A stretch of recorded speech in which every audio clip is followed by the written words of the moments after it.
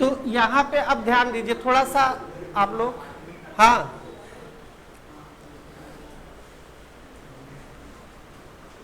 Verb जो है English language में मतलब पार्ट ऑफ स्पीच में सबसे इंपॉर्टेंट पार्ट ऑफ स्पीच है वर्ब।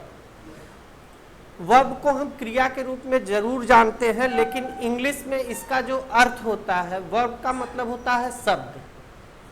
वर्ब का अर्थ क्या होता है? शब्द। ठीक है। और आप लोग कुछ वर्ड से परिचित भी होंगे, जैसे वर्बल शब्द तो सुना है आप लोगों ने? वर्बल,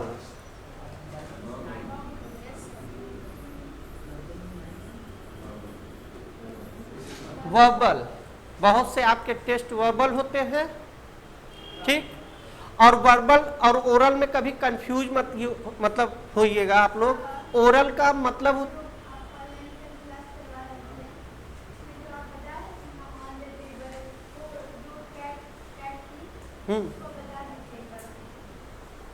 अच्छा, हमारे कहने का सेंस सिर्फ इतना है कि मान लीजिए कोई टेबल है, ठीक, और टेबल में आपको पता है कि 4 लेग्स लगे हुए हैं, नीचे पूरा गैप है।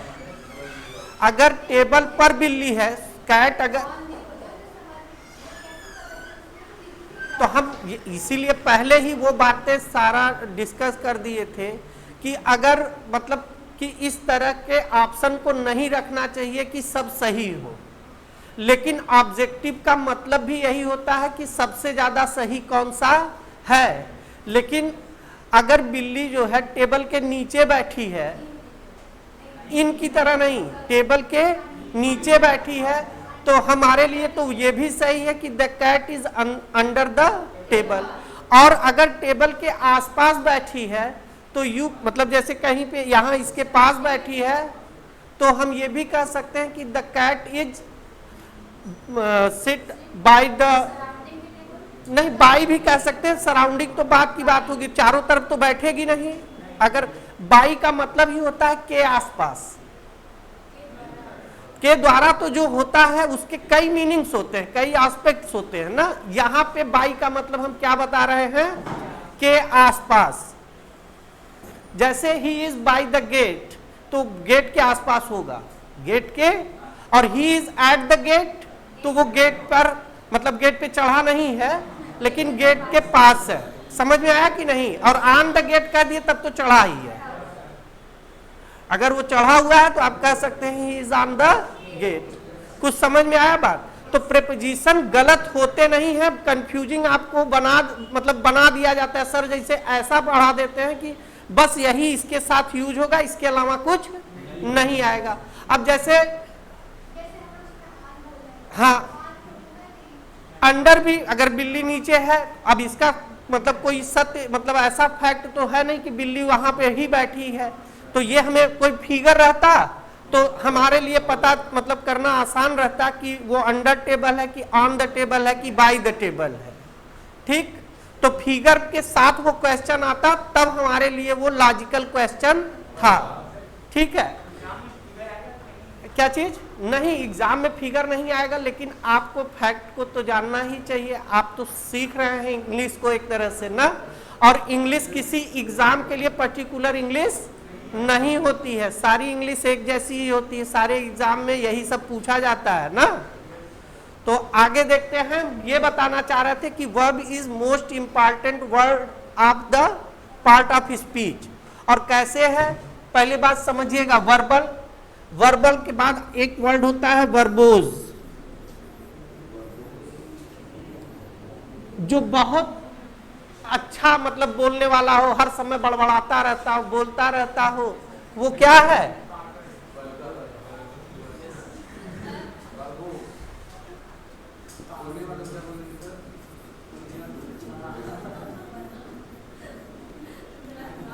वर्बटिम। मतलब हम ये सब बताना चाह रहे हैं कि सब शब्द से रिलेटेड आपको मीनिंग दे रहे हैं। वर्बटिंग का मतलब होता है कि शब्दशः, वर्बटिंग का मतलब क्या होता है?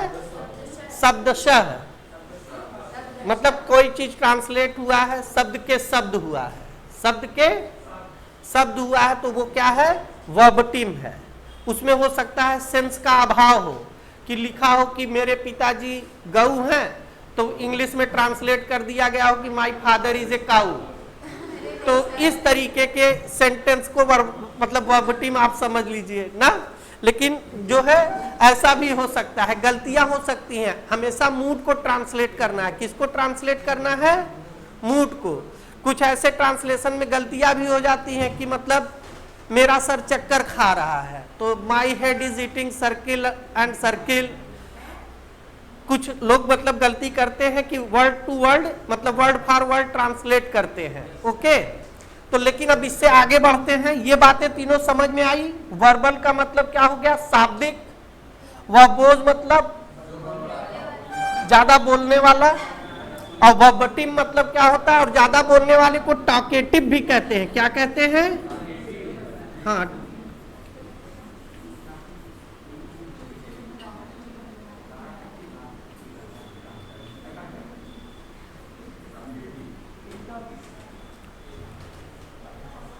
ठीक है, टॉकेटिव। तो यहां तक सबको समझ में आ गया?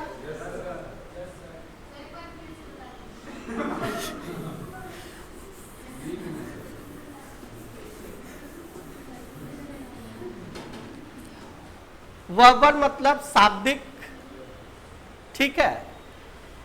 कोई वर्बल क्वेश्चन है तो उसमें यानी शब्दों का यूज किया गया है, ठीक।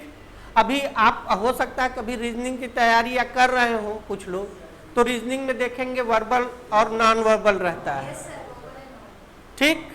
तो वहां पे ये वर्ड यही यूज होता है, ठीक। अब आगे जो है वर्बोज को बता दिए आपको, ज्यादा बोलने वाला, और वर्बटिम का मतलब शब्द स। अच्छा, तो वर्ब के जब हम बेसिक स्ट्रक्चर को देखते हैं तो वहां पे हमें दो फॉर्मेट मिलते हैं। सबसे पहले हमें क्या मिलता है?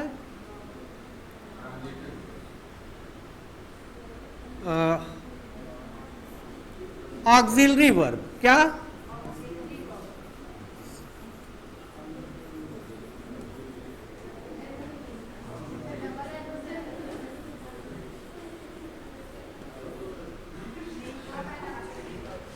मेन वर्ब और ये सबसे बेसिक कंपोनेंट है इसका ना, शुरुआती। पहले क्या देखेंगे? अक्सर आप कहते हैं ये मेन वर्ब है, ये सहायक क्रिया है, मुख्य क्रिया है, सहायक क्रिया है, यही ना बात करते हैं। शुरुआत यहीं से वर्ब की होती है। किसी को कोई कंफ्यूजन? पहला आपका जो मतलब क्लासिफिकेशन होगा ये सबसे बेसिक है, ऑक्सिलरी और मेन वर्ब, ठीक। अब मेन वर्ब में मेन वर्ब किसको कहेंगे? ऐसे वर्ब जिनके कम से कम 5 फॉर्म बनते हों, जिनके कम से कम, जैसे गो है,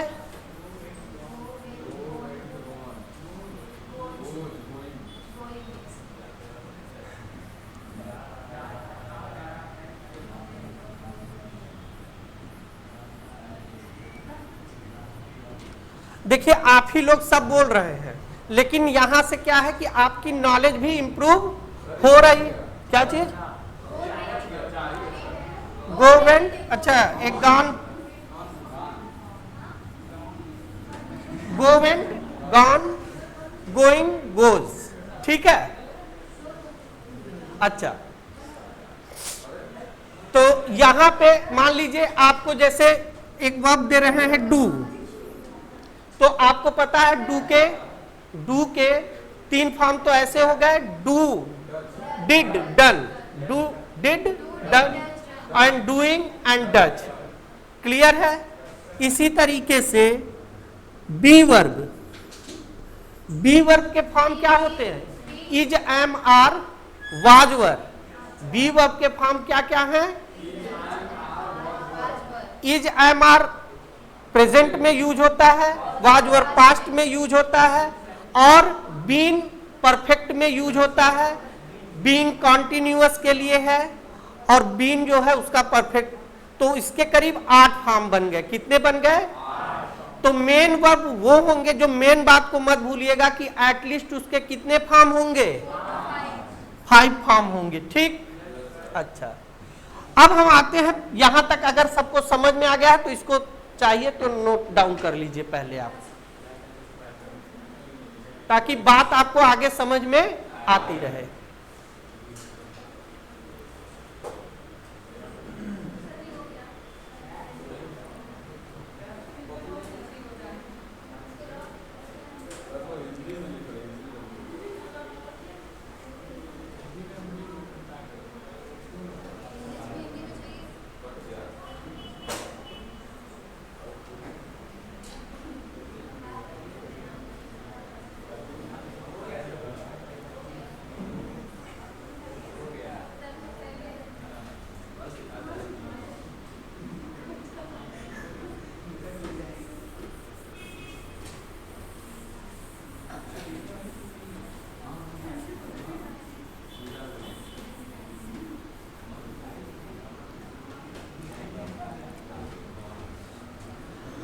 अब हम ऑक्सिलरी वर्ब को दो पार्ट्स में डिवाइड कर लेते हैं, ठीक है।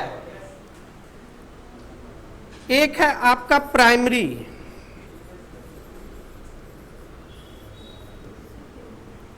और एक है आपका मॉडल।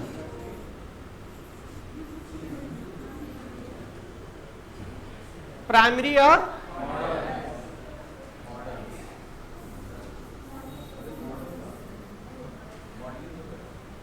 मॉडलिंग ही समझिए। अभी शब्द को समझेंगे तो मॉडल, जब दोनों वर्ड एक है तो कहीं ना कहीं कुछ उनके कुछ कनेक्शन होंगे, तभी इसका नाम मॉडल वर्ब है, ठीक। क्या चीज?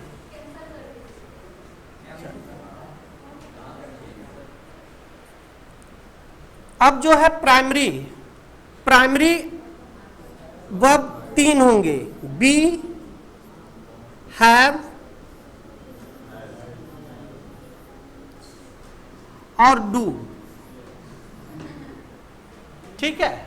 अच्छी बात है, रिकॉल करते रहिए, लेकिन यहीं से आपके जो कॉन्सेप्ट हैं वो और क्लियर होंगे, इसीलिए आप पढ़ रहे हैं ना। अच्छा, बहुत टची है ये, ठीक है। हाँ, बी, हैव, डू। ये बी, हैव, डू जो है आपका टेंस बनाने का काम करते हैं, ठीक है। ये क्या बनाने का काम करते हैं? टेंस।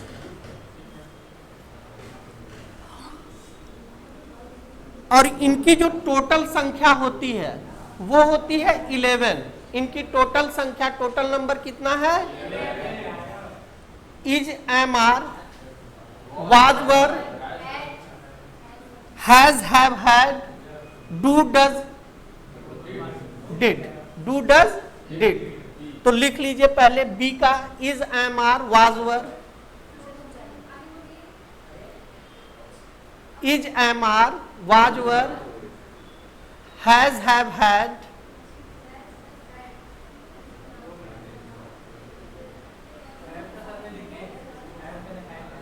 हैज, हैव, हैड और डू, डज, डिड।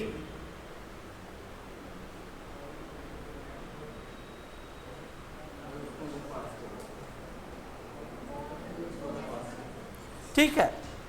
मॉडल्स में आप आएंगे तो आप लोग लिखेंगे जैसे कैन,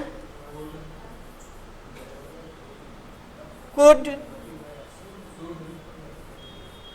शुड से पहले थोड़ा लिख लीजिए विल,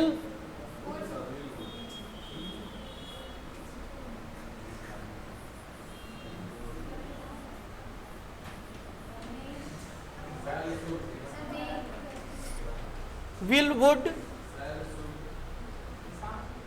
shall, should,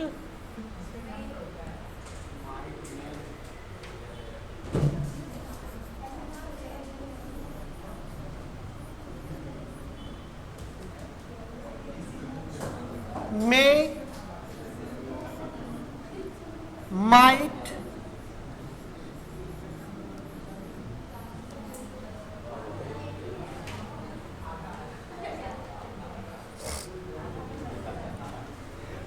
क्या क्या लिखे आप लोग? Can, could, will, would, shall, should, may, might, must, must, use to,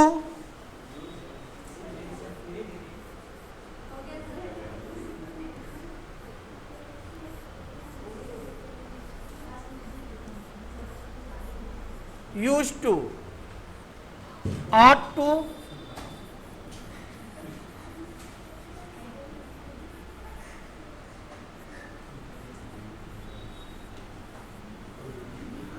need, dare। Count करिए ये कितने हैं?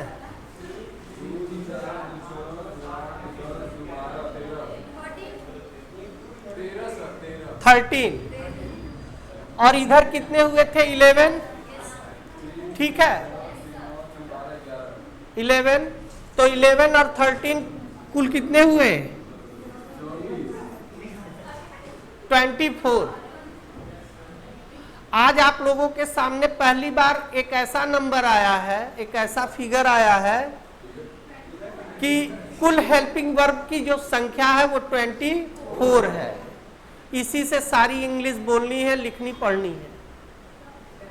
समझ में आया कि नहीं? इतने में सब हो जाएगा। इतने में समझ में आया कि नहीं बात?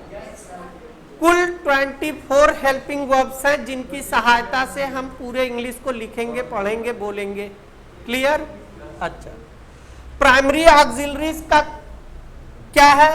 इनको क्या प्राइमरी ऑक्सिलरीज में रखा गया है कि ये मेन वर्ब भी है, सब हैव भी मेन वर्ब है, जिसमें इसका अर्थ होता है रखना, किसी के पास कोई चीज होना, कोई चीज खाना। ठीक है, डू करना अर्थ है, उसके साथ हेल्पिंग वर्ब का भी काम करता है। इसी तरह से बी का मतलब होना होता है। इज एम आर का अर्थ ही हम हेल, हूं, है, ये सब मान करके चल रहे हैं ना। अगर हम कहते हैं कि चाय गर्म होती है, टी इज हॉट, तो यहां पे ये बात समझने की कोशिश करिएगा कि ये सब मेन वर्ब्स का भी काम करते हैं और हेल्पिंग वर्ब का काम करते हैं। लेकिन मॉडल में क्या है कि जो भी मॉडल वर्ब है, जैसे can, could, will, would, shall, should, may, might, must, 1 minute, और ऑट टू। ठीक है, ये जो 10 है, मतलब ये जो 10 है केवल किसका काम करेंगे? हेल्पिंग वर्ब का काम करेंगे। ये केवल हेल्पिंग वर्ब का काम करेंगे।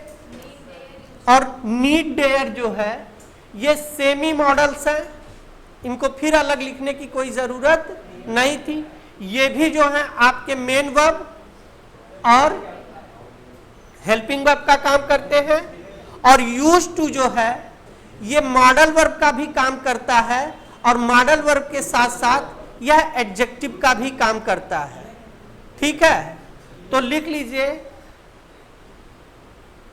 कि ये समझ लीजिए कि अंडरलाइन कर लीजिए इन सबको जिनकर हम टिक किए हुए हैं, और लिखिए कि ये केवल हेल्पिंग वर्ब का काम करते हैं। ये केवल अंडरलाइन करके लिख लीजिए कि ये केवल हेल्पिंग वर्ब का काम कर, हाँ नहीं, जैसे ये कैन हो गया, कुड हो गया, will, would, shall, should, may, might, must, ought, must और नहीं, मस्ट और आट टू, इतना लिख लीजिए। ये केवल हेल्पिंग वर्ब का काम करेंगे।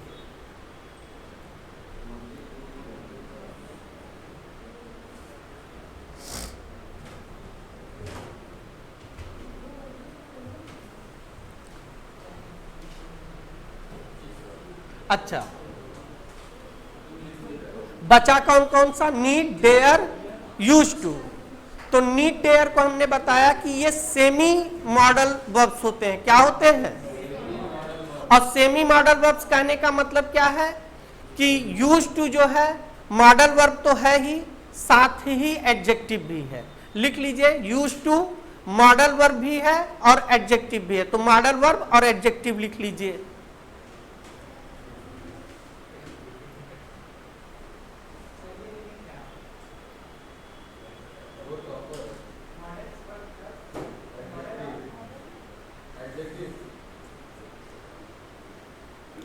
क्योंकि आपके पास हम खुद क्वेश्चन पूछने की वजह दे रहे हैं कि सर कैसे एडजेक्टिव का यूज होगा, कैसे मॉडल वर्ब का होगा, बात समझ रहे हैं। और जब ये सब आपका क्लियर होगा तो बहुत से फंक्शन आपको अपने आप ग्रामर के समझ में आएंगे। और अगर हमें हेल्पिंग वर्ब ही यूज करना नहीं आ रहा है तो हमारे पास लाख वोकैबुलरी हो कोई मतलब नहीं होगा। अच्छा, और नीड डेयर मेन वर्ब का भी काम करते हैं और हेल्पिंग वर्ब का भी काम करते हैं। बस नीड डेयर कहेंगे सर इसको यहां पे भी रखा जा सकता था, क्योंकि इसको भी बताए थे कि ये मेन वर्ब है, लेकिन ये टेंस बनाने का काम नहीं करते हैं, केवल टेंस बनाने का काम ये वर्ब करेंगे। बात समझ में आया कि नहीं?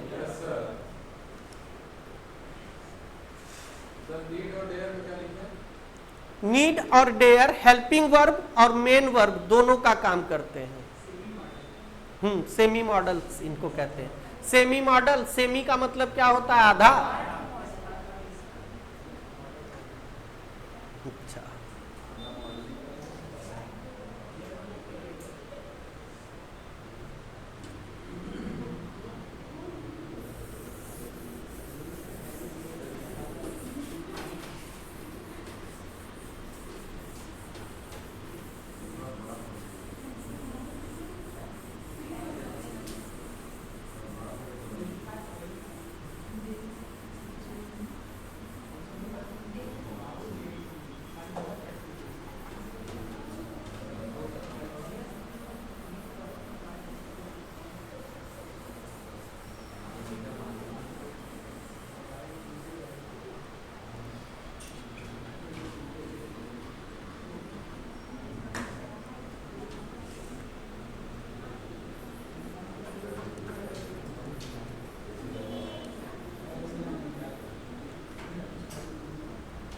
सबसे पहले यूज टू को समझने की कोशिश करते हैं। किसको? यूज टू को। हमने बताया ये मॉडल वर्ब भी है और एडजेक्टिव भी है।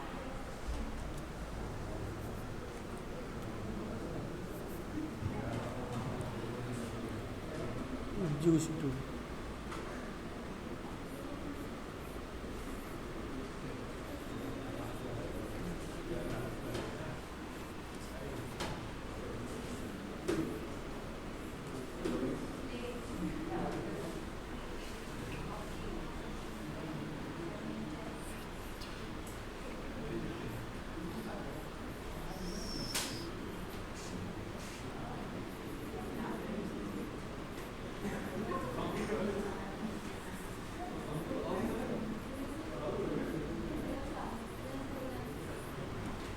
अब यहां से थोड़ी सी आप लोग समझने की कोशिश करिए।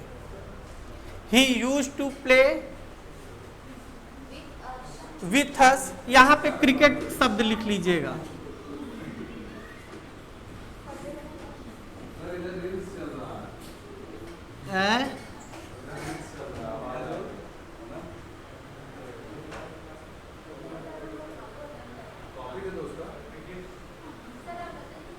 He used to play cricket with us in the evening.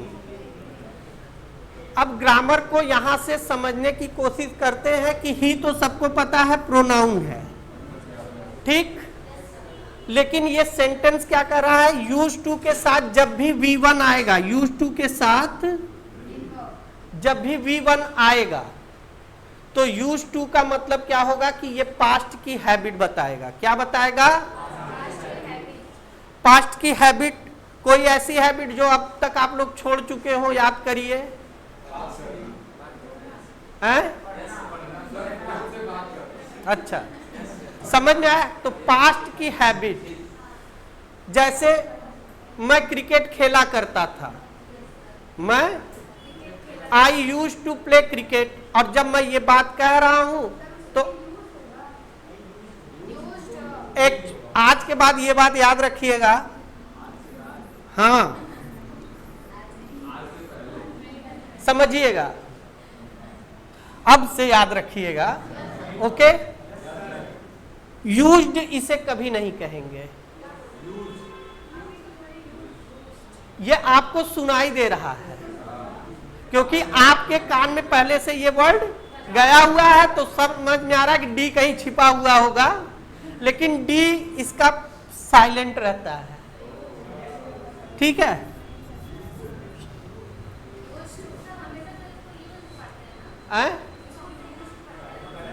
तो पढ़ते हैं तो इसीलिए बता दिए, और पढ़ रहे हैं तो इतना कौन ध्यान देने वाला है। यूज टू बोलिए ना, छोटे छोटे रूल में अटके रहना नहीं है। लेकिन यूज टू, जब अगर ये बात है तो इसको यूज टू ही पढ़ते हैं, यूज्ड टू नहीं बोलते हैं।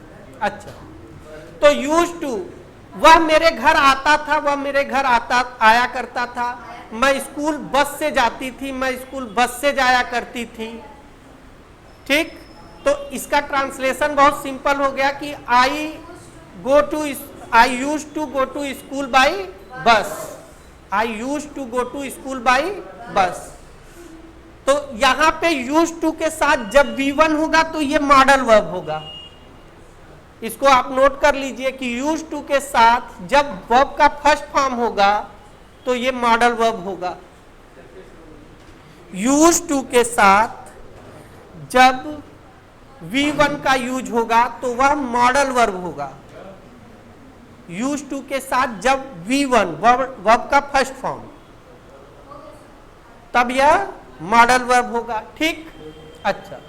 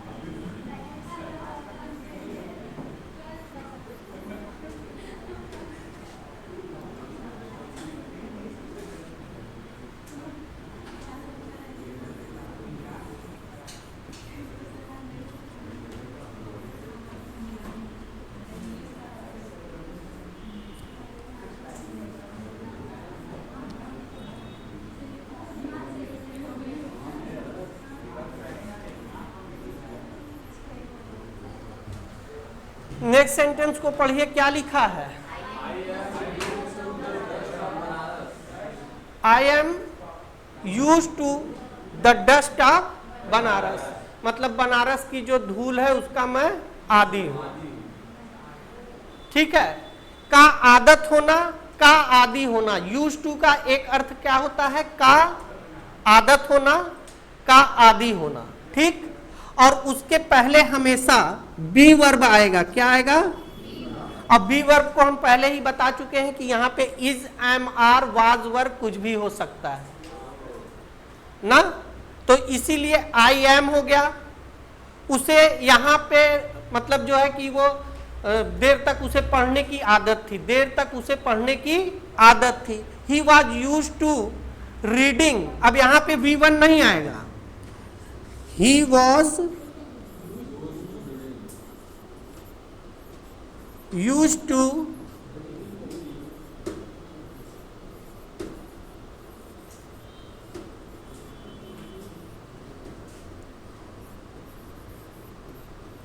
late night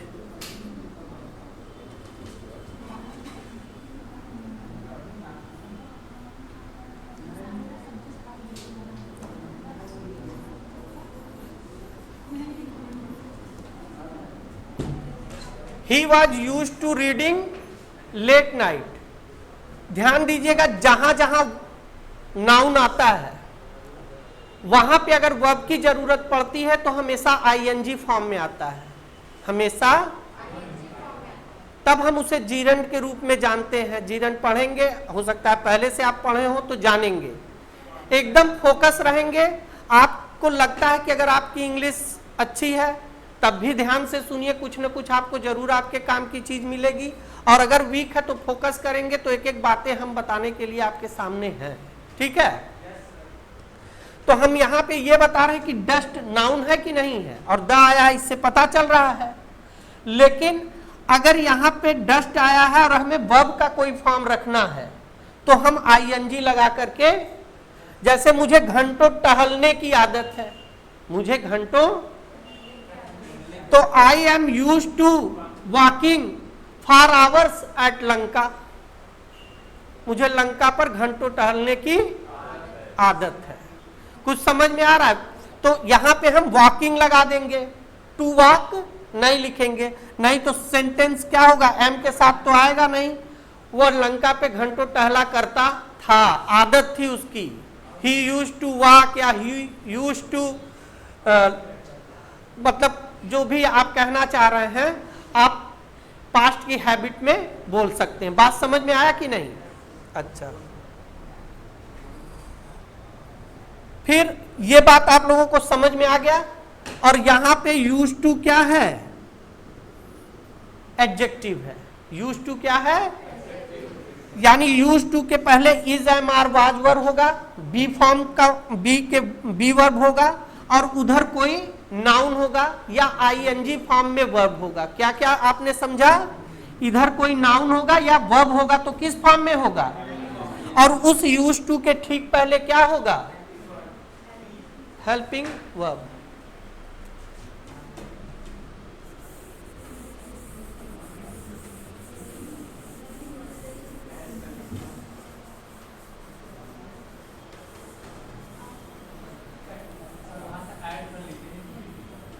क्या चीज?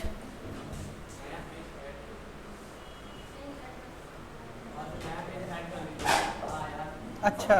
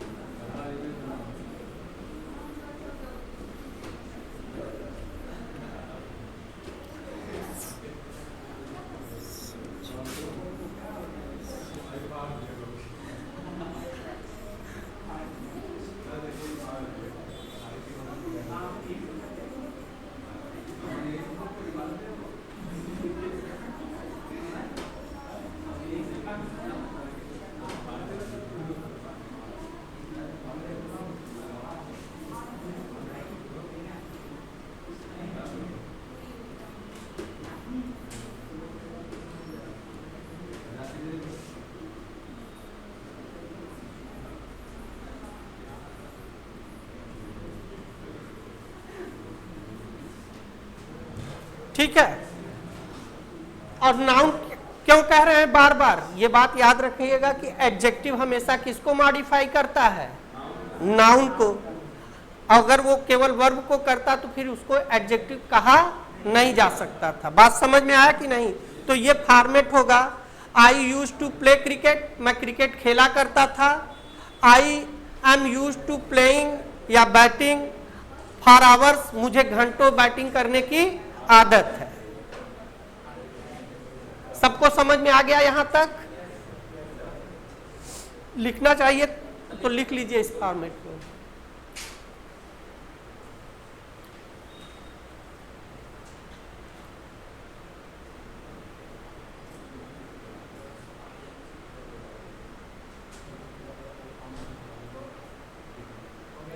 हो गया?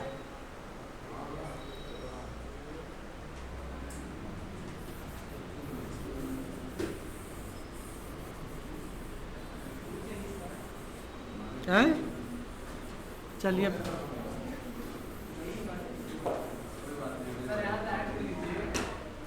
अब तो चला गया हो। अच्छा, अब ऐड कर लिया करेंगे। ठीक है, ठीक, थैंक यू। अच्छा, अब थोड़ा सा जो है मॉडल वर्ब पे आते हैं। जब नीड और डेयर का यूज बताएंगे तो वहां पे क्लियर कर देंगे कि कैसे वो मेन वर्ब और मॉडल वर्ब में हम डिफरेंस समझेंगे। समझ में आया कि नहीं सबको? तो सबसे पहले आज आप यूज सीखेंगे किसका? कैन।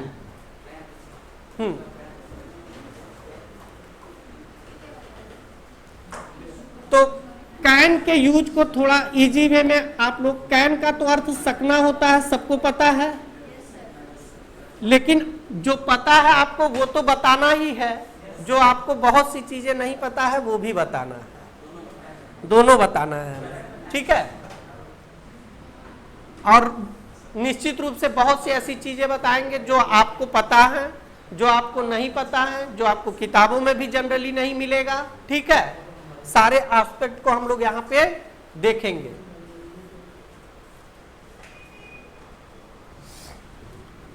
तो इसका जो पहला यूज है वो क्या है? पावर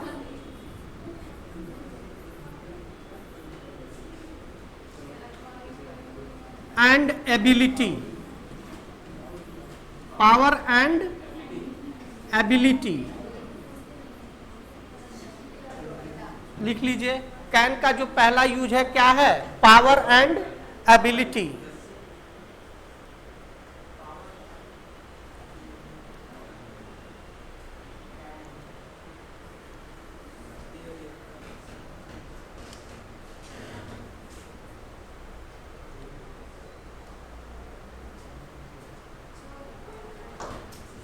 तो you can do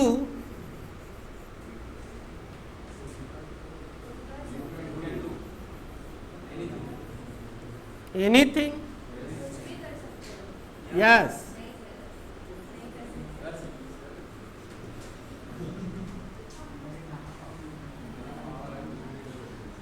you can do everything, you can do all things, you can do nothing, you can do something। समझ में आया कि नहीं? आप कुछ कर सकते हैं, आप कुछ भी कर सकते हैं, आप सब कुछ कर सकते हैं, आप सारी चीजें कर सकते हैं। यू कैन डू नथिंग, आप कुछ भी नहीं कर सकते हैं।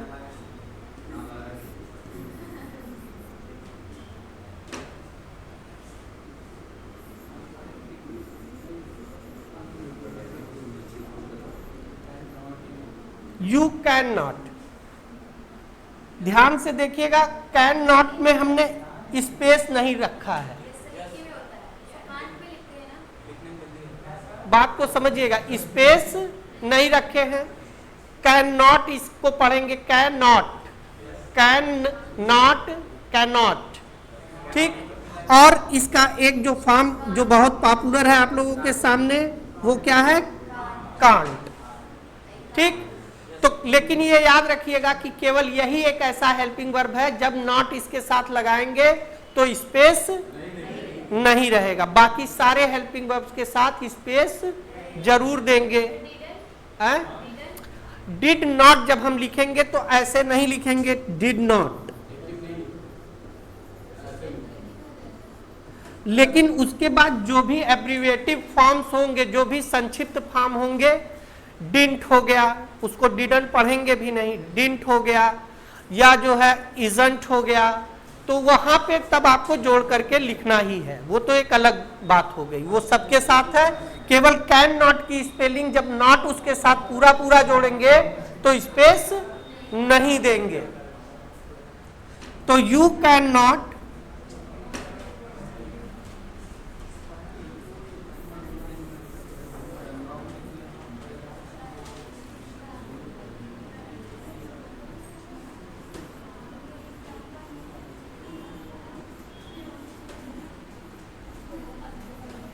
तो इसका निगेटिव फॉर्म समझ लिए कैन नॉट। अच्छा, और ये क्या है? आपकी पावर है, एबिलिटी है, किसी बात को, बहुत एग्जाम्पल नहीं, आगे हम कुछ क्वेश्चन कराएंगे तो उससे ज्यादा क्लियरिटी आपको मिलेगी, ठीक है। तो ये बात सबको समझ में आ गया कि कैन का पहला यूज क्या है? पावर और एबिलिटी को, ठीक है। हाँ, आई कैन लर्न इंग्लिश, तो मेरे अंदर वो क्षमता है, वो एबिलिटी है। आई कैन स्पीक इंग्लिश, बोलने की क्षमता है, बस, इससे ज्यादा इसको नहीं समझना है। अगला सेंटेंस लिखिए, बोथ एबल टू, हाँ इसी के नीचे लिखिए नोट, बोथ एबल टू, हाँ able to and, both able to and can and can denote DENOTE denote capacity and they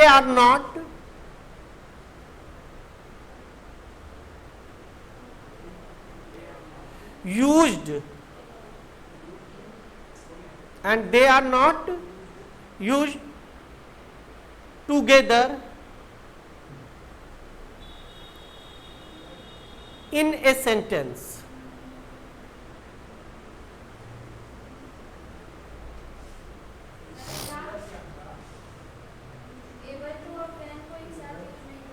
हाँ, समझते हैं इस चीज को।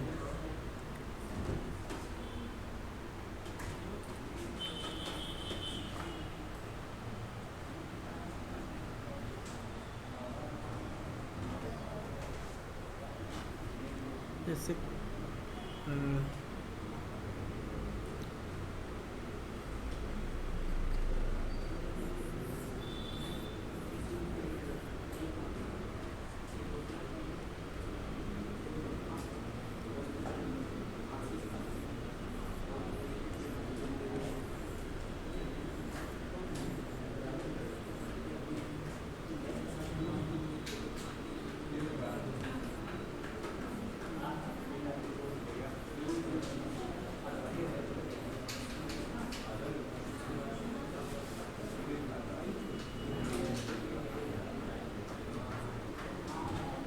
हमने क्या लिखा यहाँ पे, I can not be able to come tomorrow,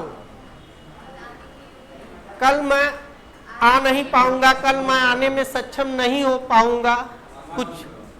अच्छा, देखने में ये सेंटेंस जो है कहीं से आड नहीं लग रहा है, ध्यान दीजिएगा।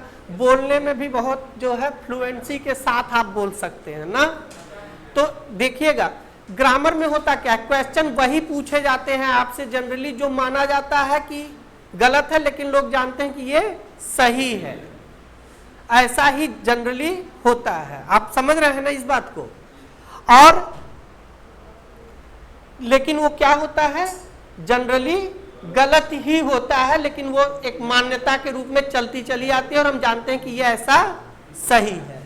तो I can not be able to come tomorrow, तो या तो आप कहेंगे I can not come tomorrow,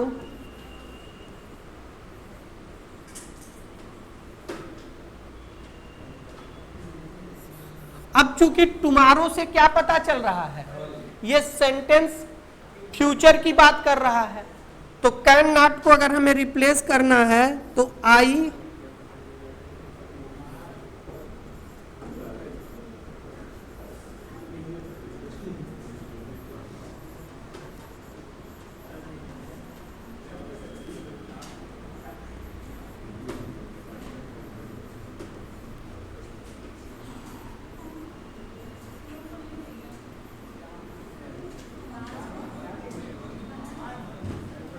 I will not be able to come tomorrow, ठीक है। क्या हुआ? अच्छा, अब यहां पे आपको यही समझना है कि हम इस तरह से बी एबल का यूज करेंगे, दोनों को साथ में यूज। और ये बताने की जरूरत क्यों पड़ रही है, क्योंकि ऐसे क्वेश्चन एग्जाम में पूछे जाते हैं। समझ में आई बात? और नहीं तो बताने की बहुत जरूरत भी नहीं थी। आपको एक बार एबल टू बता देते कि मैं यह करने में सक्षम हूं, I am able to do this, और मैं यह कर सकता हूं, आई कैन डू दिस। और आप दोनों जोड़ के भी बोल सकते थे, I can be able to do this. लेकिन एग्जाम में इसी तरह से क्वेश्चन आएंगे, ठीक।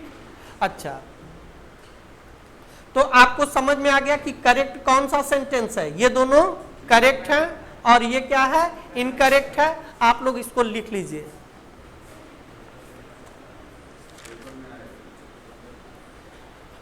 पेपर में एग्जैक्ट जरूरी नहीं है कि यही चीज आए, लेकिन इससे मिलती जुलती ही चीजें आती हैं।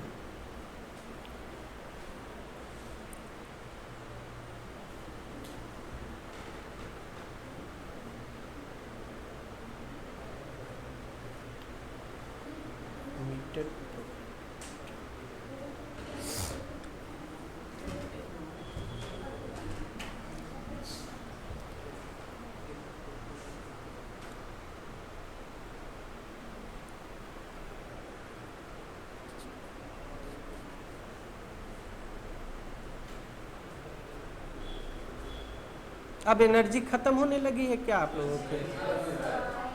हैं? बात पढ़ाने की नहीं है, हम आए तो आप लोग बहुत बोल रहे थे, अब शांत हो गए हैं।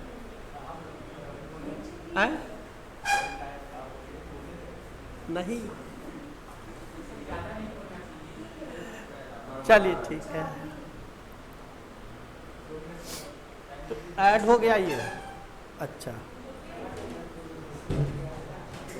इसका दूसरा, तो इसीलिए कैन का पहला यूज बताया, और वहां पे क्या आपसे क्वेश्चन आ सकता था इसको भी आप लोगों ने समझ लिया। बात को समझिएगा कि जो पावर और एबिलिटी बताया और वहां पे कैन बी एबल टू का भी अर्थ वही होता है, तो उसके साथ हम उसका यूज नहीं कर सकते हैं, वही एक प्रॉब्लम वहां से आती है। बाकी तो सब सही रहता है कैन का यूज, क्योंकि सबको पता है कि कैन के बाद वर्ब का फर्स्ट फॉर्म आता है। कैन के बाद अगर कोई और फॉर्म आ गया तो भी समझ लीजिएगा कि सेंटेंस क्या है, गलत है। जैसे आई कैन डिड, तो ये नहीं होगा, आई कैन डू ही होगा। आई कैन बी, तो कैन बी ही होगा, उसके साथ ही am are was were being ऐसा कुछ नहीं आएगा। कैन हैव होगा, कभी कैन हैज, कभी कैन हैड नहीं होगा। ठीक, आई कैन वेंट, ऐसा नहीं हो सकता कि पास्ट बनाने के लिए आई कैन वेंट देयर, मैं वहां जा सकती थी। समझ में आया कि नहीं? हमेशा उसके साथ और एक बात याद रखना, किसी भी मॉडल वर्ब के साथ उसके ठीक तुरंत बाद, किसी भी मॉडल वर्ब के साथ उसके ठीक तुरंत बाद हमेशा वर्ब का फर्स्ट फॉर्म आता है, और एग्जाम में अक्सर जो है उस फर्स्ट फॉर्म के जगह कोई और वर्ब का फॉर्म दे करके आपको जो है मिसगाइड करके क्वेश्चन पूछा जाता है। समझ में आया कि नहीं बात? कि मॉडल वर्ब के साथ, सारे मॉडल वर्ब के साथ एक बात यह है कि हमेशा वर्ब का फर्स्ट फॉर्म आता है और कोई फॉर्म नहीं आएगा। सब्जेक्ट सिंगुलर हो प्लूरल हो, ऐसा भी नहीं होगा कि ही के साथ, ध्यान दीजिएगा, ही के साथ कैन्स आ जाए। समझ में आया कि नहीं? कि ही डज, ही गोज, तो ही कैन्स, ही शुड्स, ही विल्स है, वो आ गया। कुछ बात समझ में आया कि नहीं? तो इस तरह से ही प्रॉब्लम आपके सामने दिए जाते हैं। हाँ, तो लिखिए परमिटेड, इसका जो दूसरा यूज है परमिटेड।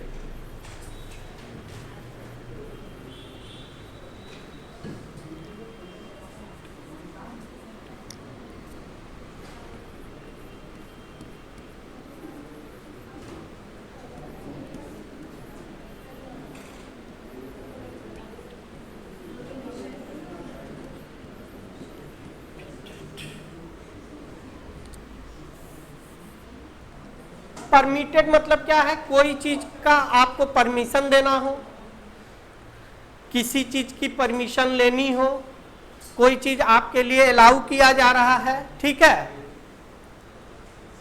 और प्रोहाइबिटेड मतलब होता है निषेध, कि वो चीज आपके लिए मना है, वो चीज आपके लिए मना है। एग्जाम्पल लिखिए, you can go if you want.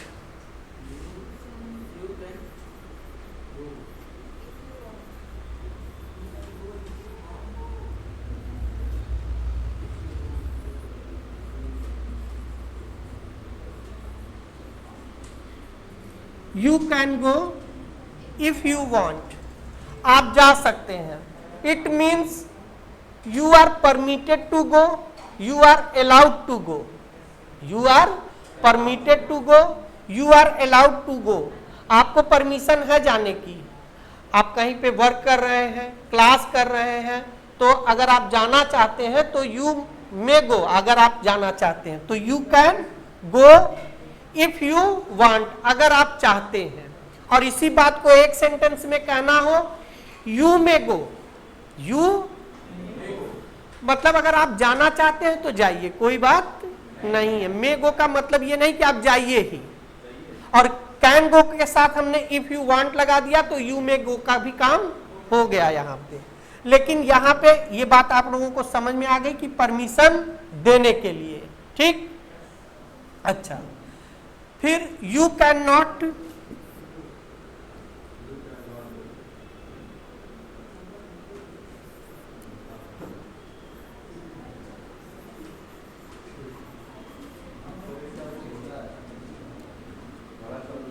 अच्छा, कभी कभी you can not permitted, you can not allowed ऐसा दे दिया तो समझ जाइएगा कि कुछ न कुछ V1 आएगा।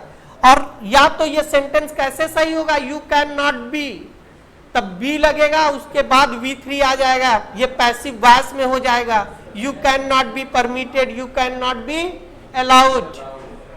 अब कुछ बात समझ में आ रही है कि नहीं? और लेकिन कैन नॉट के बाद तुरंत आया क्या, be, and be is first form of the verb. समझ में आई बात?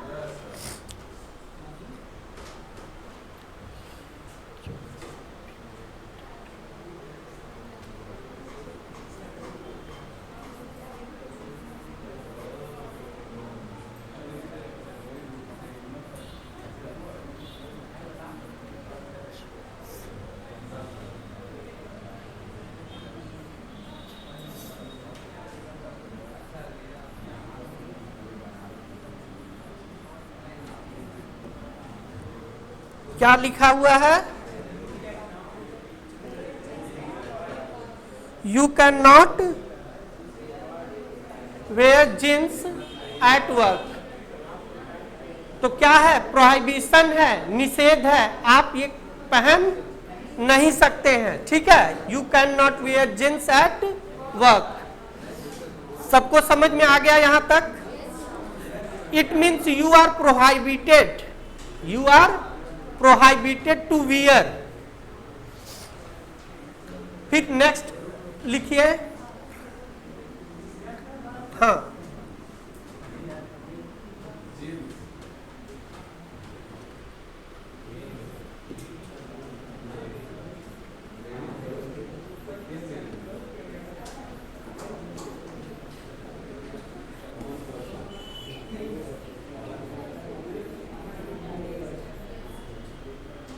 फ्रेंडली रिक्वेस्ट,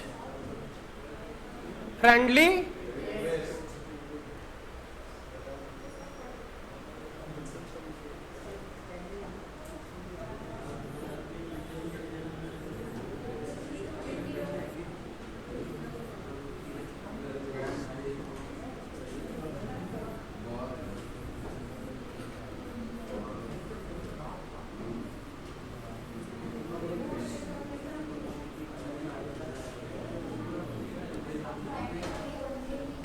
क्या लिखा है?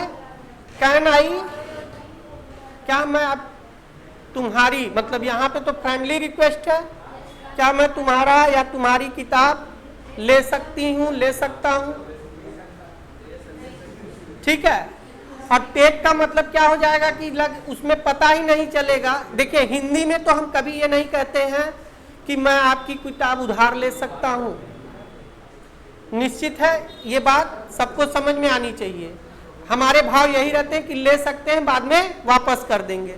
बट इन इंग्लिश टेक का मतलब ही हो गया ले लेना, और बारो का मतलब वहां पे बारो ही यूज किया जाता है। कैन आई बारो योर बुक्स, यानी 2 दिन बाद, 4 दिन बाद, एक टाइम के बाद उसे वापस कर देंगे। ठीक, अच्छा। Can I help you, class में कोई, और फ्रेंडली रिक्वेस्ट है, फॉर्मल रिक्वेस्ट नहीं है। Can I help you,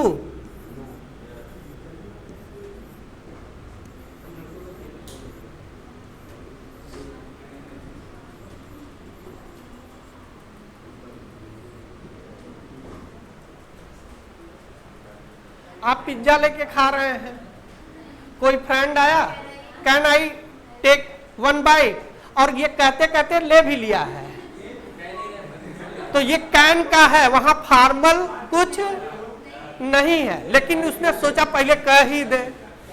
can I take your pen, और पेन उठा भी लिया है। कुछ समझ में आ रहा है कि नहीं?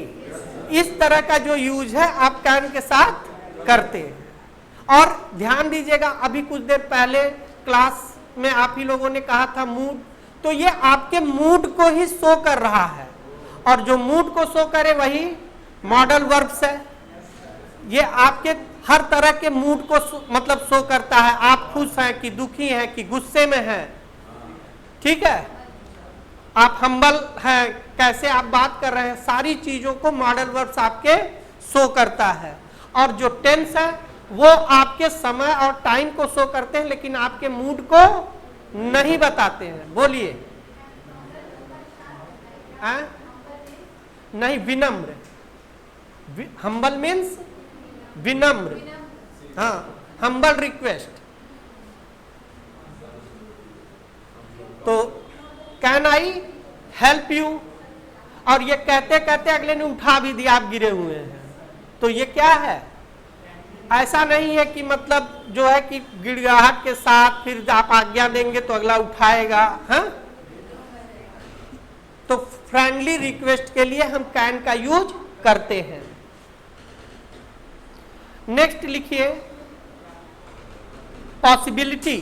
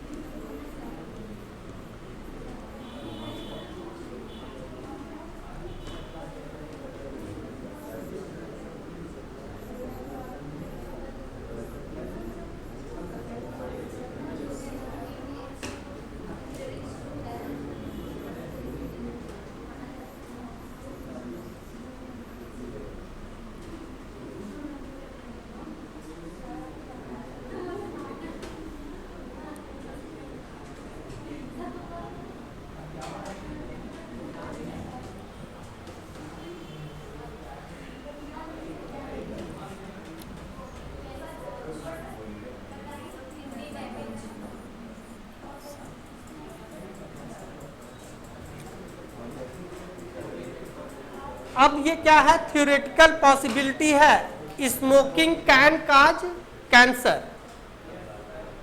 ठीक, अगर हम कह दिए कि smoking causes cancer present indefinite हो जाएगा।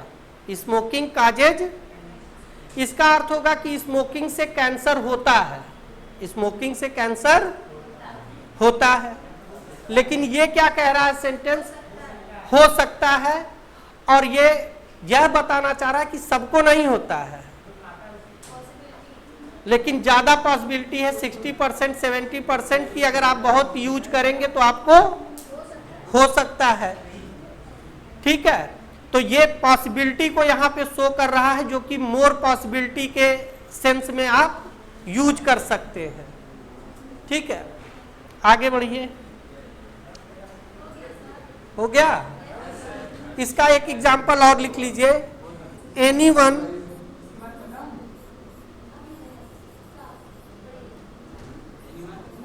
कैन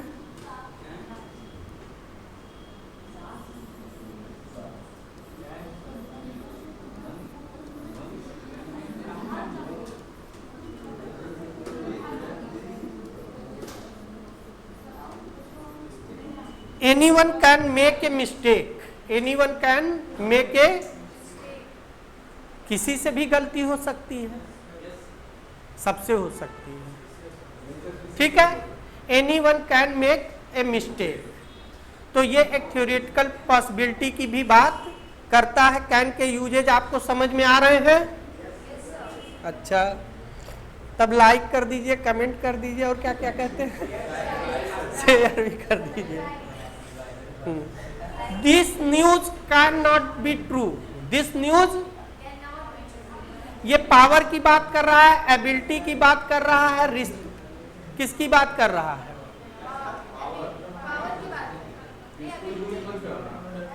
दिस, आप लोग कॉपी पे लिखे पहले, this news can not be true.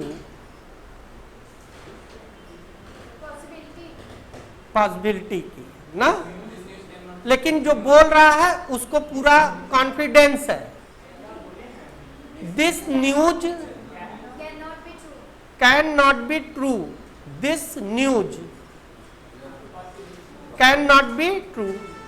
लेकिन जब हम ये बात करते हैं तो बहुत ये थ्योरेटिकल की बड़े कॉन्फिडेंस से बोलते हैं। Smoking can cause cancer, anyone can make a mistake, this news can not be true. उसमें कॉन्फिडेंस छिपा रहता है, वो बाद में पता चलता है कि ऐसा हुआ नहीं।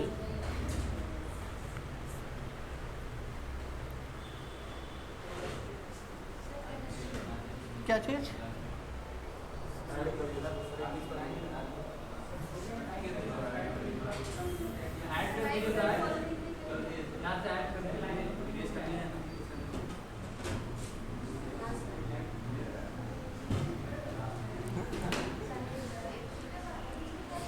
ठीक,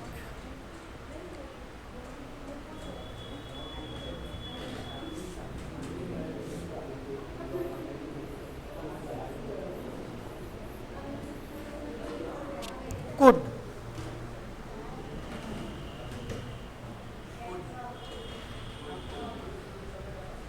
काफी कंफ्यूजिंग होता है इसका यूज, इसका यूज बहुत कंफ्यूजिंग होता है, और इसको जितना हम ट्रांसलेशन के थ्रू समझेंगे तो और अच्छे से समझ में आएगा। ठीक है,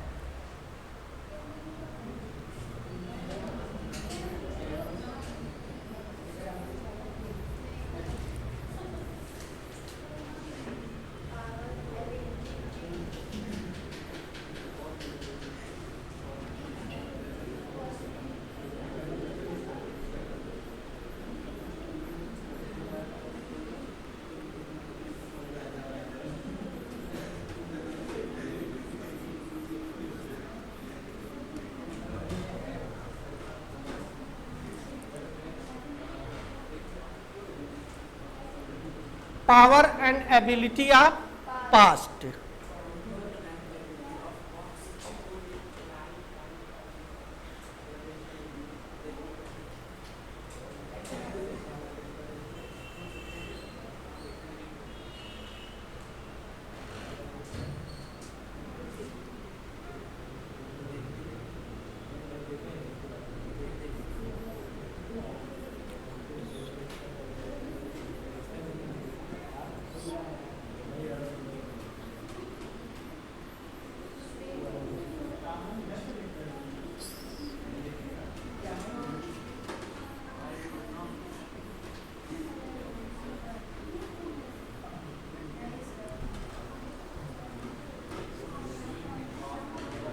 I could swim across the river।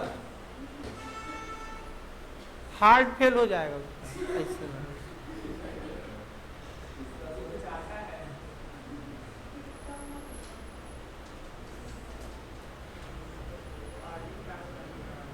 I could swim across the river। Sentence का एक सीधा अर्थ है कि मैं नदी पार कर सकता था, और एक बात और समझिएगा कि पार कर सकता था और वो करता भी था। वो अब इसमें कुछ जोड़ दें कि when he was young, when he was young। और अगर आप बताना चाहते हैं कि आपके अंदर कोई क्षमता थी पहले, तो आप could प्लस V1 का यूज करिए, कोई प्रॉब्लम नहीं है, यही बताने के लिए है। लेकिन आगे देखिए, I could read without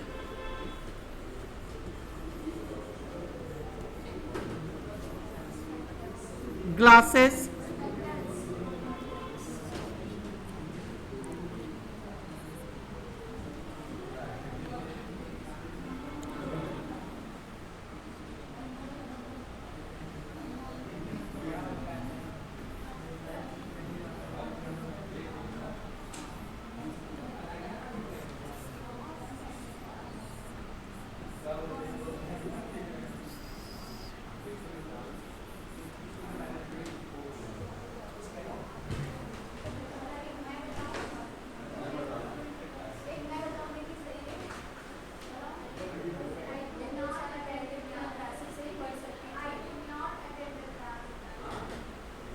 अच्छा, आई could not attend the class, इसमें पहली बात ये बताओ कौन सा पावर दिखाई दे रहा है और कौन सी एबिलिटी है। थोड़ा सा नहीं, एकदम इसको लॉजिकल वे में, यहाँ पे कोई, हम इसी चीज को हमने पहले ही बोल दिया कि कुड क्या है, बहुत कंफ्यूजिंग है। कुड क्या है, उसके कई तरह के यूज हो सकते हैं। इन्होंने जो सेंटेंस बोला है वो अपने आप में सही है। कैसे सही है? क्योंकि ग्रामर का मतलब क्या होता है? ग्राम है ना, उसमें तौलना। जब हम सेंटेंस को तौलते हैं तो वो सही होना चाहिए तराजू पे। समझ में आया कि नहीं? तो वही ग्रामर है। तो अब इनके सेंटेंस को अगर हम मेजर करते हैं, आई could not attend the class, पहले इस पे समझ लीजिए। आई कुड, देखिए अगर आप लोग पूछेंगे तभी हमारे पास दिमाग में ख्याल आएगा कि क्या हमको और बताना है, क्या और ऐड करना है। ठीक, आई could not attend the class.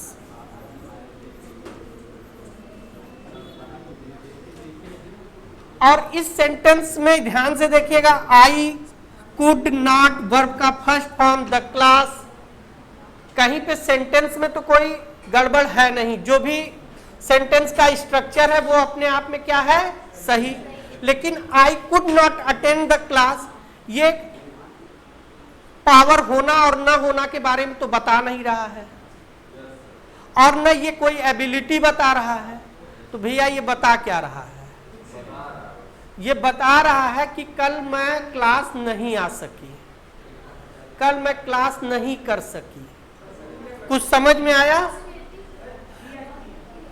कल नहीं कर नहीं सकी मतलब कोशिश भी किए थे शायद ना, रास्ते में जाम लग गया, 3 घंटे जाम में, बनारस में आदमी जाम में फंसा रहता है ना, दुनिया आगे चलती रहती है, हम लोग यहाँ जाम में ही रहते हैं। समझ में आया कि नहीं? तो ये हम आगे आएंगे, इसीलिए हमने कहा कि कुड क्या है। अब यहाँ पे I could swim across the river, मैं पार कर सकता था। ठीक नहीं, अभी उस चीज को भी बताना है, इसी तरह से आएगा। तो इसीलिए पहले बोल दिए थे कि थोड़ा सा इसको ध्यान से समझेंगे।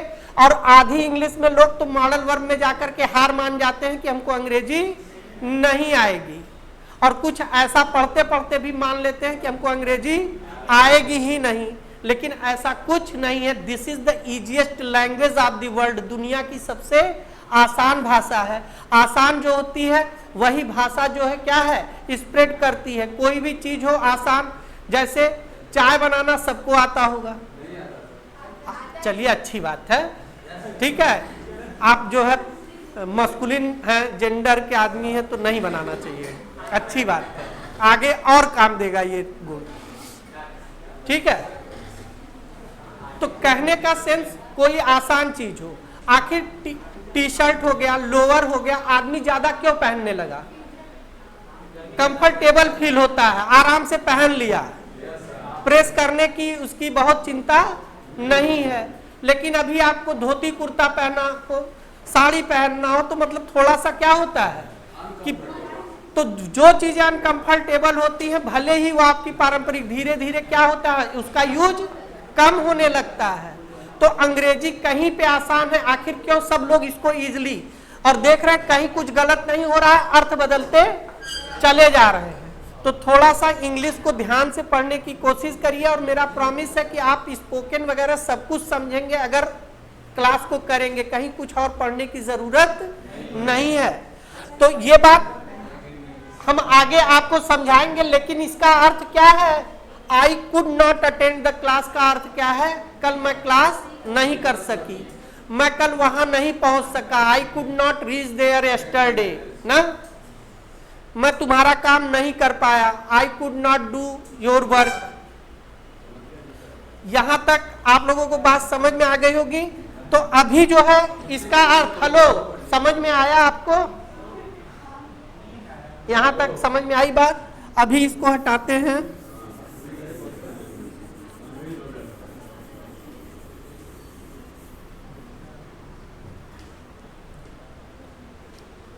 I could read without glasses until 2 years ago.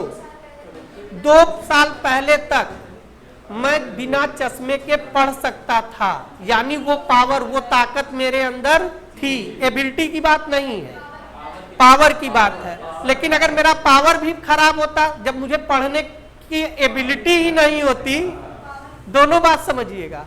Power थी यानी पढ़ने की शक्ति थी मेरे अंदर, आंखें मतलब इतनी ताकतवर थी कि पढ़ लेते थे।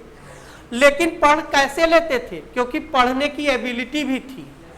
जो पढ़ने की एबिलिटी ही न रखता हो उसको कहीं से भी कितना भी महंगा चश्मा दिलवा दो थोड़ी ना पढ़ पाएगा। बात समझ में आया कि नहीं? तो हम कहना यही चाह रहे हैं कि यहां आपका पावर भी है, एबिलिटी भी है, और वो एबिलिटी आपके अंदर थी, वो एबिलिटी आपके अंदर थी, पावर आपके अंदर थी। तो यू मतलब आई could read without glasses until 2 years ago, कि 2 साल तक मैं बिना चश्मे के पढ़ सकता था। हम चाहेंगे कि आप लोग इसका हिंदी ट्रांसलेशन भी लिखिए, क्योंकि तभी वो कंफ्यूजन जो दूर है कुड का होगा आप लोगों से।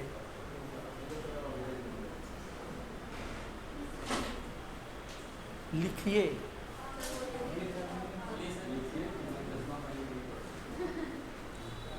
I could swim across the river, मैं नदी पार कर सकता था।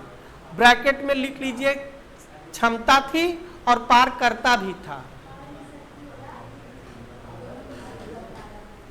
मैं नदी पार कर सकता था, ब्रैकेट में लिखिए क्षमता थी और करता भी था। दोनों बातें हैं यहां पे।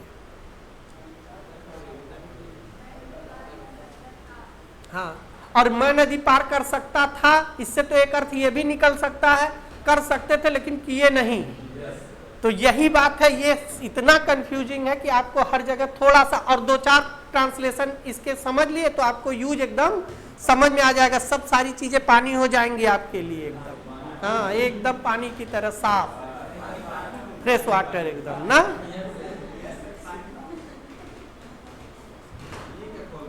और इतना पानी पानी भी ना हो कि कीचड़ हो जाए सब।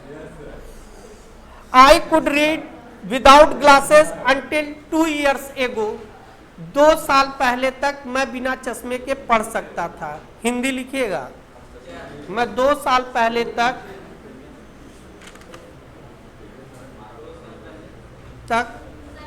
हाँ, मैं 2 साल पहले तक बिना चश्मे के पढ़ सकता था।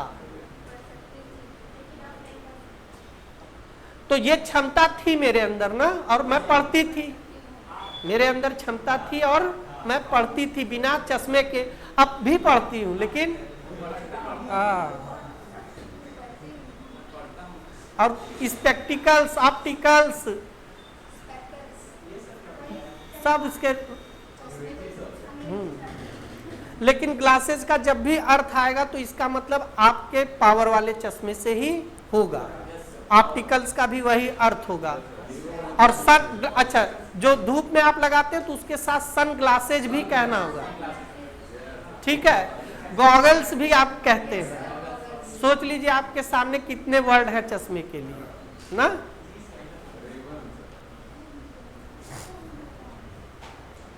बार बार हमारा हाथ जो है डस्टर की तरफ चला जाता है।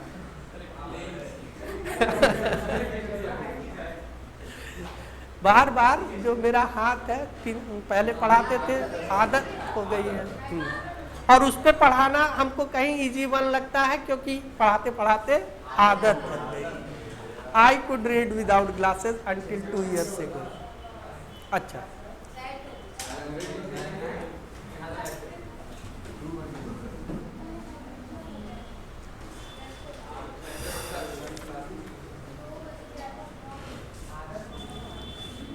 लिखिए ऐसे वाक्यों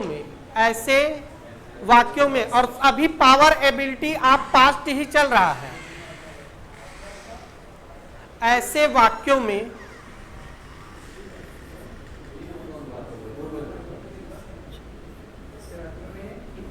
सब्जेक्ट प्लस कुड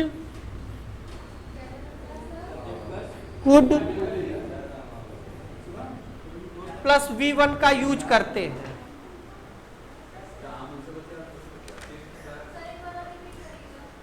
ऐसे वाक्यों में subject plus could plus V1 का यूज करते हैं। तो इसको आप इस तरीके से कर लीजिएगा। ठीक है, एंड और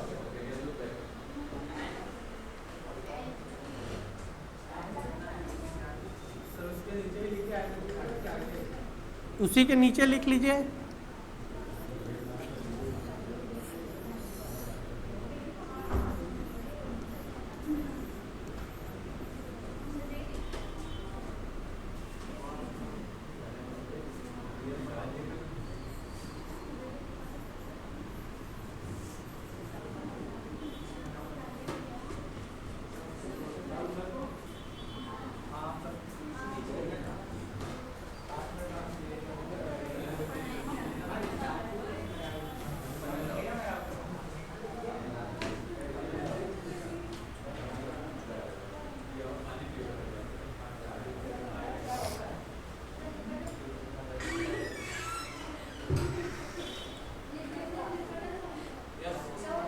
का भी यूज करते हैं ऐसे वाक्यों में।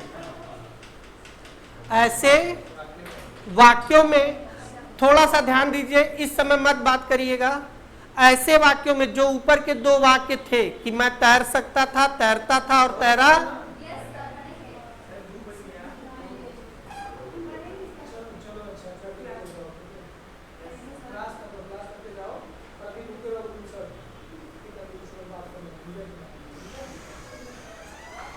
तो तैर सकता था, तैरा करता था, बिना चश्मे के पढ़ सकता था, ये पास्ट की पावर और एबिलिटी हो गई। उसी पास्ट की पावर और एबिलिटी को आप ध्यान दीजिए सभी लोग, उसी पास्ट की पावर एबिलिटी को आप ऐसे भी बोल सकते हैं जैसे अभी हम is am are able to लगा करके वर्तमान में बोले थे, और दोनों को साथ में यूज नहीं करते हैं, दोनों को साथ में use I can be able to ना। तो उसी तरीके से ध्यान दीजिएगा कि I was able to read, ध्यान दीजिएगा, आई वॉज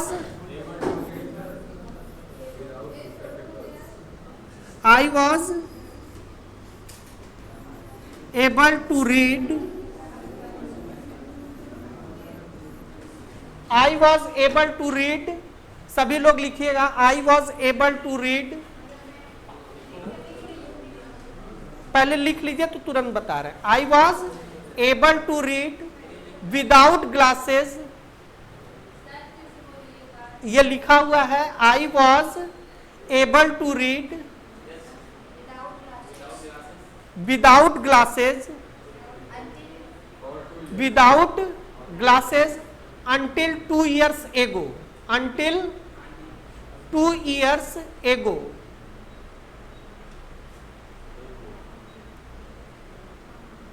तो आपके सामने दो एस्पेक्ट, दो सेंटेंस आए, I could read, I was able to read, दोनों पास्ट की पावर और एबिलिटी को बता रहे हैं, दोनों पास्ट की पावर और एबिलिटी को बता रहे हैं, और ऐसा करने में आप सक्षम थे। I was able to read, मैं पढ़ सकता था बिना ग्लास के, ये दोनों सेंटेंस बता रहे हैं। तो आप कभी ऐसा नहीं लिखेंगे I could B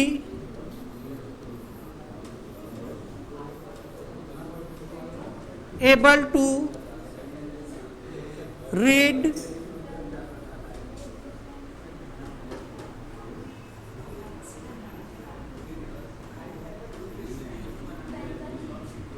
without glasses until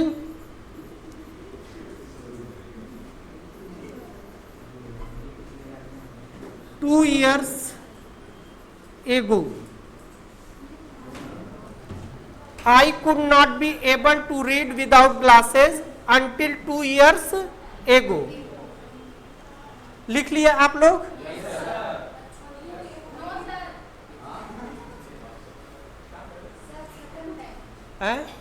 time is over. यही टाइम ही एक ऐसी चीज होती है जो खत्म नहीं होती है। क्लास ओवर हो सकता है, टाइम खत्म हो जाए फिर क्या है ना। कुछ बात यहां तक समझ में आई कि कैन के साथ बी एबल का यूज और कुड के साथ बी एबल का यूज नहीं कर सकते हैं। कैन प्रेजेंट की एबिलिटी बताएगा, कुड पास्ट की एबिलिटी को बताएगा। ठीक है, और आपने थोड़ा थोड़ा नींद भी ले लिया, हल्का फुल्का रेस्ट मिला होगा। है? नहीं, तुम नहीं सोई। अच्छा,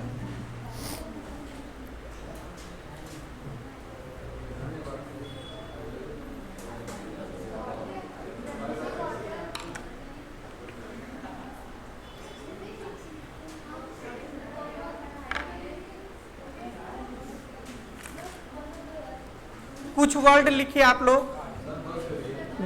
बस ही कर रहे हैं। ईगोइस्ट,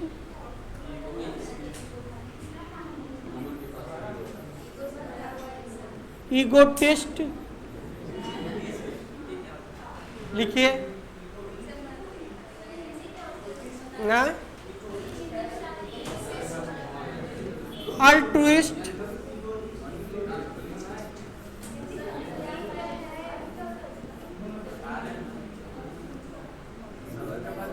इंट्रोवर्ट,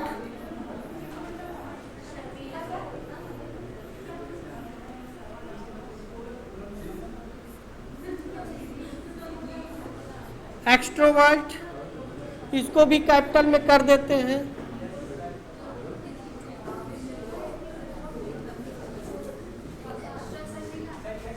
एक्सट्रोवर्ट, एम्बिवर्ट,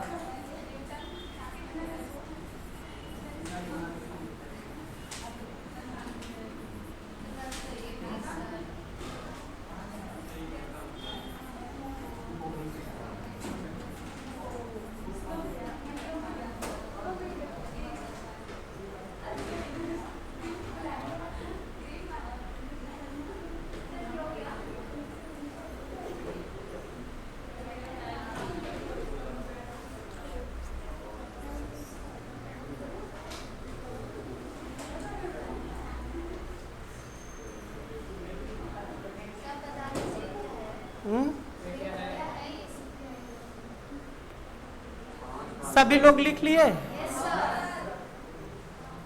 ये कुछ वर्ड्स हैं आपके लिए, इसे कल आप इसकी हिंदी लिख के ले आएंगे। शाब्दिक अर्थ नहीं बताएंगे, ऐसे समझा देते हैं कि ईगोइस्ट किसको कहते हैं। ईगोइस्ट उसको कहते हैं, ध्यान दीजिए लोग, घमंडी को ईगोइस्ट एक्चुअली होता है स्वार्थी, सेल्फिश। ईगोटिस्ट, जो ध्यान दीजिए आई का मतलब क्या होता है, मैं। एक मिनट, आई का मतलब क्या होता है, मैं। तो जो अपने लिए मतलब ईगो रखता हो वो क्या है, स्वार्थी है। और ईगो टी मतलब टॉक, तो समझ लीजिए कि जो बात करता हो अपने बारे में ही बढ़ा चढ़ा करके, वो क्या है, ईगोटिस्ट है। लेकिन एक और बात समझिएगा, ईगो मीन्स क्या होता है। ईगो जो है लैटिन लैंग्वेज का वर्ड है, वहां पे ये प्रोनाउन के रूप में आई का प्रोनाउन है। क्या है? और लोग कहते हैं कि वह घमंडी है, उसके अंदर अहम है, उसके अंदर मैं है, उसके अंदर ईगो है, उसके अंदर जो भी है। अब कुछ समझ में आया कि नहीं यहां तक बात? तो घमंडी, ईगो शब्द वहीं से आया है, इसके इतने मीनिंग बने हैं। लेकिन अगर आप लोग इसको अच्छे से लिखेंगे, याद करेंगे, समझेंगे, तो आप निश्चित रूप से आपकी वोकैबुलरी मजबूत होगी। कैसे वर्ड को क्वाइन करें, कैसे उसके मीनिंग को गेस करें। आपको कुछ वर्ड के बाद मतलब करीब 50 वर्ड करने के बाद आपको समझ में आने लगेगा। समझ में आ रहा है कि नहीं बात, कि कैसे हम वर्ड को ढालें, कैसे हम वर्ड के अर्थ को गेस करें कि क्या वर्ड होता है। तो इसके लिए कुछ हम लिखवाए हैं। तो हालांकि ईगोइस्ट मीन्स क्या होता है, स्वार्थी, ईगोटिस्ट घमंडी, अल्ट्रुइस्ट, अल्ट्रुइस्ट वो है जो दूसरों के बारे में सोचता है, जो दूसरों के परोपकारी समझ लीजिए। और इंट्रोवर्ट कौन है, जो अपनी बात सबसे न कह पाता हो, सबसे घुल मिल करके न रह पाता हो। एक्सट्रोवर्ट जो एकदम घुल मिल, मतलब आया नहीं क्लास में कि क्लास में सब उसको जानने लगे, सबसे उसकी दोस्ती हो गई। कुछ बच्चे ऐसे हैं वो किसी से बोल नहीं रहे हैं। ऐसा होना कुछ गलत नहीं है, दोनों अपनी अपनी पर्सनालिटी है अलग अलग ना। ऐसे पर्सनालिटी वाले अक्सर बहुत बड़े साइंटिस्ट, राइटर, ये सब भी होते हैं। एम्बिवर्ट लीडर, उसको तो मतलब पहली बात झूठा होना चाहिए ना, तो उसके बाद ये सब क्वालिटी पनपेगी, फिर आगे चल के सबको हाँ कहने में, मतलब उसको हाँ हाँ हो जाएगा, काम जरूर करवा देंगे, ये सब उसको कहने आता हो एकदम। हाँ, जिससे मिले भले न पहचानता हो और कैसे हो, तुरंत उसके मुंह से ये शब्द निकलना बहुत जरूरी है। तो एम्बिवर्ट, मिशन एम्बिवर्ट क्या है, जो इंट्रोवर्ट भी हो, कभी कभी कभी एक्सट्रोवर्ट हो। आप कभी देखे होंगे कि कितने भी एक्सट्रोवर्ट हो, बात को सुनो यार, आप कितने भी एक्सट्रोवर्ट हो, मतलब बहुत बातूनी हो, कभी ऐसे रिलेटिव के यहाँ या नए जगह पे चले जाते हो, कुछ देर शांत होकर के बैठ जाते हो, समझ में नहीं आता है, और उसी की मम्मी अपने लड़के से कहती देखो भैया कितना सीधा है और तुम कितनी बदमाशी कर रहे हो, और वो मन ही मन लड़का सोच रहा अभी बताएंगे हम इसी को। तो ऐसे लोग एम्बिवर्ट होते हैं, जिनके अंदर दोनों मूड है, जिनके इंट्रोवर्ट भी हैं, एक्सट्रोवर्ट भी हैं। और मिज़ेंथ्रोप कौन है, एंथ्रोपोलॉजी पढ़े हैं, जानते हैं एंथ्रोपोलॉजी क्या है, मानव विज्ञान ना। तो एंथ्रोप, मिस जहां पे इस तरह से आए समझ लीजिए नफरत करने से, उसका अर्थ है मिसेंथ्रोप, जो मानव से नफरत करता है। किससे नफरत करता है, मिसोजिनिस्ट, ये GYN, गायनकोलॉजी, गायनकोलॉजिस्ट, गायन मीन्स स्त्री होता है, तो मिसोजिनिस्ट का मतलब होता है जो स्त्रियों से, गायन नहीं पढ़ेंगे, मिसोजिनिस्ट जो स्त्रियों से नफरत करता है। मिसोगैमिस्ट, गैमस मतलब शादी होता है, ऐसा व्यक्ति जो शादी विवाह से नफरत करता हो। असेटिक, जो संतों जैसा जीवन। तो ये कुछ पर्सनालिटी टाइप्स के वर्ड हैं, लेकिन आपका ये होमवर्क है कि आप इसे अच्छे से देख करके इसको अच्छे से एक कॉपी पे इसकी नोट्स बनाइए, अगर आप चाहते हैं कि आगे हम इससे अच्छे अच्छे वर्ड बनाना सीखें। ठीक है, चलिए, थैंक यू।